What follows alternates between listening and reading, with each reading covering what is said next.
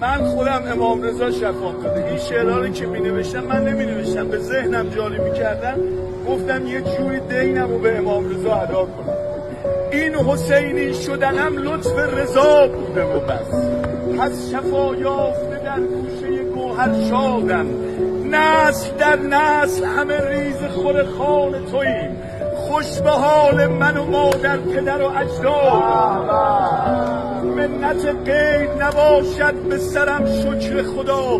نگاه کن، چون که من دل به جگر گوشه زهرا دارم، هر شب از داغ غمت ناله زنم از دل و جان. از سرا تا به ثریا رود این فریادم. چی میخوای بگی حسین محمدی؟ بگو دیگه. هر که خواهد بشود بنده خوب الله، راهش این است شود عبد ابا عبدالله.